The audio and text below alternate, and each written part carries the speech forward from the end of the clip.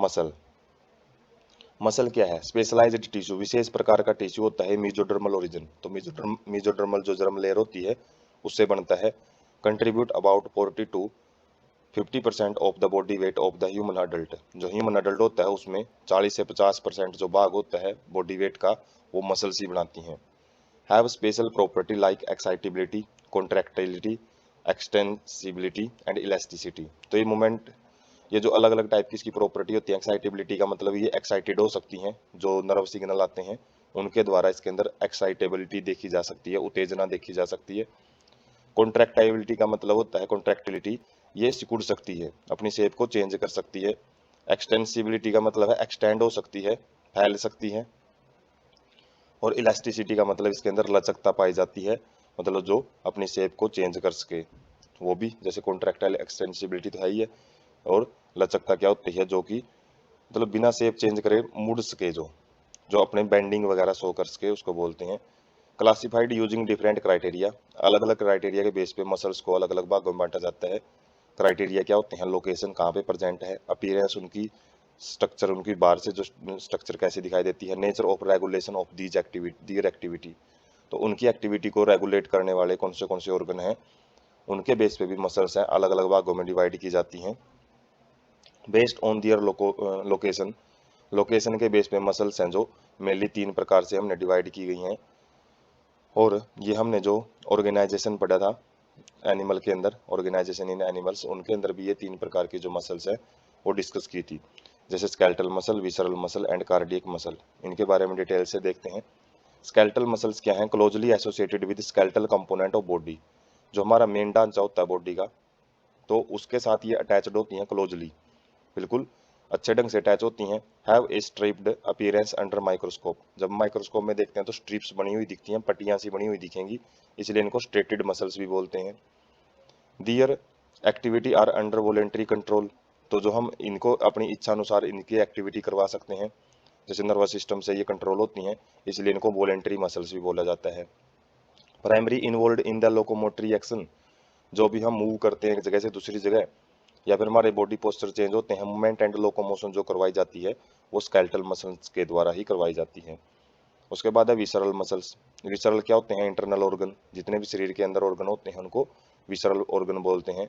तो visceral muscles कहाँ पे पाई जाएगी? Inner wall of all visceral organ, जो इंटरनल ऑर्गन होते हैं उनकी जो अंदर से वो खोखले होते हैं तो उनकी इनर वॉल में पाई जाती हैं ये muscles. Of the body like alimentary canal, जैसे हमने डाइजेस्टिव सिस्टम में पढ़ी थी, जो मस्कुलेचर लेयर होती है।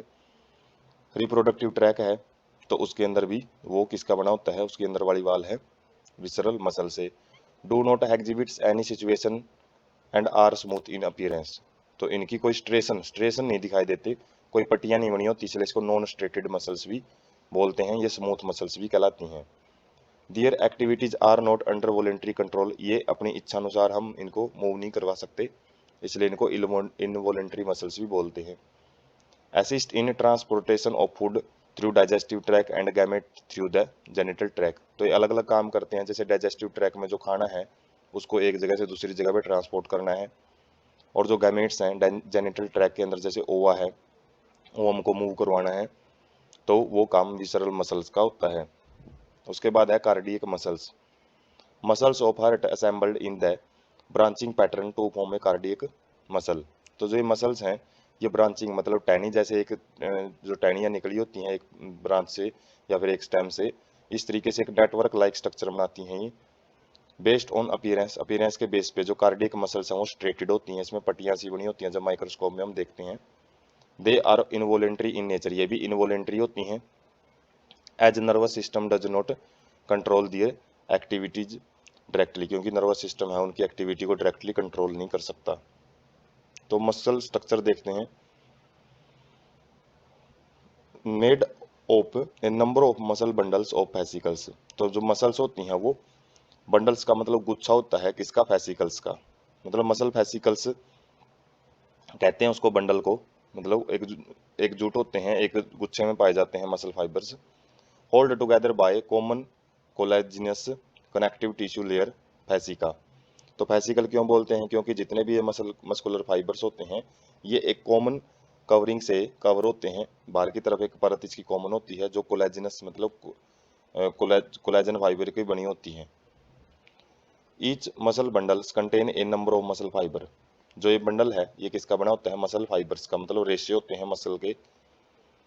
सार्कोलीमा क्या होता है, plasma membranes of each muscle fibre enclosing sarcoplasm, तो प्रत्येक जो मसल फाइबर है उसकी अंदर जो प्लाज्मा मेम्ब्रेन प्रेजेंट होती है उसको हम सार्कोलीमा बोलते हैं। और सार्कोलीमा के अंदर जैसे साइटोप्लाज्म प्रेजेंट होता है सेल के अंदर, सेल मेम्ब्रेन के अंदर, इसी प्रकार से इनके भी जो सार्कोलीमा के अंदर सार्कोप्लाज्म फील्ड होता है, लिक्विड फील्ड जो भरा होता है। Muscle fibre is a syncytium as sarcoplasm contain many nuclei, तो यहाँ पे मल्टी न्यूक्लिएट कंडीशन पाई जाती है क्योंकि एक सेल के पास काफी सारे न्यूक्लियस प्रेजेंट होते हैं। Sarcoplasmic reticulum, endoplasmic reticulum of muscle fibre is store house of the calcium ion, जो सार्कोप्लाज्मिक रेटिकुलम है जैसे एंडोप्लाज्मिक रेटिकुलम होता है, तो इसी प्रकार से ये एक नेटवर्क लाइक स्ट्रक्चर होती है जो कि क्या होता है, store house of calcium ion. और ये कैल्शियम आयन कहाँ पे रोल प्ले करते हैं, मसल कॉन्ट्रैक्शन में, जो हम आगे स्लाइडिंग फिलामेंट थ्योरी देखेंगे उसमें पढ़ेंगे इनके रोल को। Presence of large number of parallel arranged filaments in sarcoplasm, myofilaments और मायोफाइब्रल्स, तो large number of parallel arrangement present होता है फिलामेंट्स मतलब फाइबर्स के अंदर, छोटे छोटे जो बारीक बारीक से तंतु होते हैं जो कि पैरेलली एक दूसरे के समांतर अरेंज होते हैं, किसके अंदर, सार्कोप्लाज्म के अंदर, और इनको क्या बोलते हैं, मायोफिलामेंट्स या फिर मायोफाइब्रल्स बोलते हैं। मायो वर्ड यहाँ पे मसल से रिलेटेड यूज किया जाता है। Each myofibrils has alternate dark and light bands on it, जो मायोफाइब्रल्स होते हैं उनके अंदर अलग अलग पट्टियां बनी होती हैं, एक डार्क बैंड होता है, एक लाइट बैंड होता है। जब हम सार्कोमेयर की स्ट्रक्चर देखेंगे तो ये अलग अलग बैंड भी वहां पे डिस्कस करेंगे। Due to distribution pattern of two protein, दो प्रोटीन होते हैं कॉन्ट्रैक्ट वाले प्रोटीन, एक्टिन एंड मायोसिन, उनके डिस्ट्रीब्यूशन के बेस पे ही ये बैंड बने होते हैं। लाइट बैंड के अंदर क्या होता है, contain actin and is called I band, जो अड़ के बैंड होते हैं जो ज्यादा गहरे नहीं होते तो वो आई बैंड कहलाते हैं या फिर आइसोट्रोपिक बैंड बोलते हैं। जबकि जो डार्क बैंड है उनको ए बैंड भी बोला जाता है, अनआइसोट्रोपिक बैंड। आइसोट्रोपिक का मतलब होता है सेम प्रॉपर्टी होना हर डायरेक्शन में, अनआइसोट्रोपिक का मतलब है डिफरेंट डिफरेंट प्रॉपर्टी होना, क्योंकि इसके अंदर मायोसिन भी प्रेजेंट होता है डार्क बैंड के अंदर और एक्टिन भी प्रेजेंट होता है, जबकि उनमें केवल लाइट बैंड में एक्टिन ही प्रेजेंट होता है। तो जो मसल्स होती हैं बॉडी के अंदर, जब हम एक मसल्स को देखते हैं तो एक बंडल होता है फाइबर्स का, और फाइबर्स के बंडल को, जैसे एक बंडल को हम यदि निकाल के देखें तो उसको फेसिकल्स बोलते हैं, एक बंडल होता है जो, और उस बंडल को जब आगे जाके हम उसमें और ज़्यादा जूमिंग करते हैं तो काफ़ी सारे मसल फाइबर्स हैं उसमें पाए जाते हैं, काफ़ी सारे न्यूक्लियस होते हैं, मल्टी न्यूक्लिएट कंडीशन होती है। और ये बाइसेप्स की मसल दिखा रखी है जो बाजू की मसल्स हैं। और मायोफाइब्रिल्स क्या होते हैं, इन्हीं एक मसल फाइबर के अंदर जो बारीक तंतु होते हैं जिसको मायोफाइब्रिल्स बोलते हैं। और मायोफाइब्रिल्स को जब आगे हम डिटेल से देखते हैं तो इसके ऊपर बैंड बने होते हैं, किसकी वजह से, एक्टिन एंड मायोसिन फिलामेंट होते हैं, जो ये मायोसिन फिलामेंट है और ये एक्टिन थिन फिलामेंट है, ये थिक फिलामेंट होता है।